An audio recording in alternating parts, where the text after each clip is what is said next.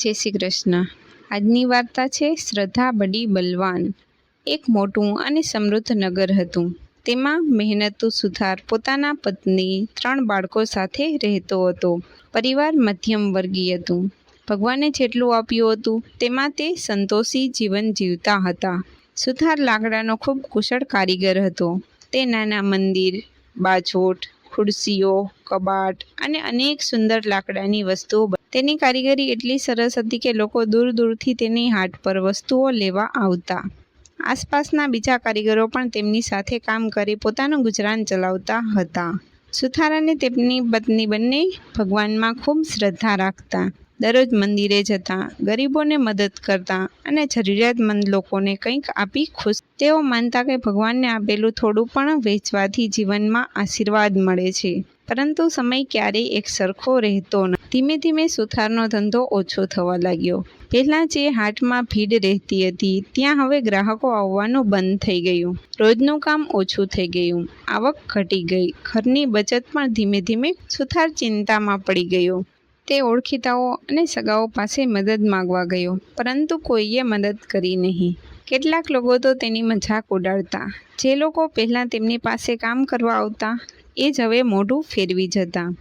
સાંજે થાકેલો અને નિરાશ થયેલો સુથાર ઘેર આવતો। પત્ની આશાભરી નજરે જોયા કરતી, પરંતુ ખાલી હાથ જોઈ બધું સમજી જતી। ઘરમાં જે થોડું ઘણું હોય તે બાળકોને જમાડતી અને પછી પોતે થોડું જમી સંતોષ માનતા। એક દિવસ સુથારણે મારી બહેન બીજા નગરમાં રહે છે, ત્યાં જઈને તો કદાચ મદદ મળશે। સુથારના આ શબ્દથી સુથારણને હિંમત મળતી। આમ 3 વર્ષ વીતી ગયા। પછી પવિત્ર પુરુષોત્તમ માસ આવ્યો। સુથારે કહ્યું, આ મહિનો ભગવાનનો છે। આપણે ઉપવાસ, ભજન અને પૂજા કરીએ, જેટલું બને એટલું દાન કરીએ। બંને પતિ પત્ની ભક્તિભાવથી પુરુષોત્તમ માસનું વ્રત શરૂ કર્યું। વહેલી સવારે નદીમાં સ્નાન કરતા, ભગવાનની પૂજા કરતા, ભજન ગાતા અને ઉપવાસ રાખતા। પોતાના ખર્ચમાંથી થોડા પૈસા બચાવી ઉજવણું પણ કર્યું। સુથારના મનમાં એક જ વિશ્વાસ હતો, ભગવાન એક દિવસ જરૂર કૃપા કરશે। એક દિવસ સુથાર નજીકના ગામમાં કામ શોધવા ગયો। ત્યાં એક ધનિક જમીન માલિક મળ્યો। તેણે મારા ખેતર પાસે મકાન છે, જેમાં લાકડાની સજાવટ કરવાની છે। શું તું તેની નવી બનાવટ કરી આપીશ? સાથે કામ જોઈ અને કહ્યું। સુથારે કામ જોયું અને કહ્યું, હા શેઠ, હું કામ કરી દઈશ। બીજે દિવસથી કામ શરૂ કર્યું। સુથાર ખૂબ મહેનતથી જૂનું લાકડું કાઢી નવું મકાન કરતો હતો।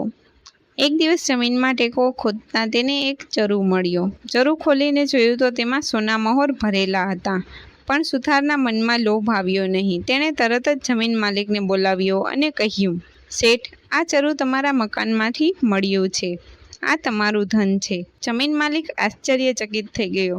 તેણે વિચાર્યું, જો આ માણસ ઈચ્છે તો થોડું થોડું ધન છુપાવી લઈ જાય, પણ આ તો સંપૂર્ણ ઈમાનદાર છે। શેઠે ખુશ થઈ સુથારને થોડા સોનામહોર આપ્યા, પરંતુ સુથારે જરૂર કરતાં વધારે લેવાનું સ્વીકાર્યું નહીં। સાંજે ઘરે આવી તેણે પત્નીને બધી વાત કરી। પત્નીએ પણ કહ્યું, બીજાનું ધન આપણું ન કહેવાય। તેને ખાતરી થઈ કે આ પરિવાર ખરેખર સચ્ચાઈ અને શ્રદ્ધાથી જીવે છે। બીજે દિવસે પણ સુથારે વધારે મહેનતાણું લેવાની ઇનકાર કર્યો। રાત્રે પરિવાર ભોજન કરી ભગવાનની વાતો કરતો બેઠો હતો। અચાનક ઘરના છાપરામાંથી સોનામહોરનો વરસાદ થવા લાગ્યો। સુથાર અને સુથારણ આશ્ચર્યમાં પડી ગયા। બંનેની આંખમાં આંસુ આવી ગયા। સુથાર બોલ્યો, જુઓ ભગવાનને સાચે જ છાપરું ફાડીને આપ્યું। બંને ભગવાન પુરુષોત્તમરાયનો જય જયકાર કરવા લાગ્યા અને ભગવાનનો આભાર માન્યો। હે કૃપાળુ પુરુષોત્તમ ભગવાન, જેવા સુથાર અને તેમની પત્નીને ફળ્યા તેવા સૌ કોઈને ફળજો। બોલો પુરુષોત્તમ ભગવાનની જય।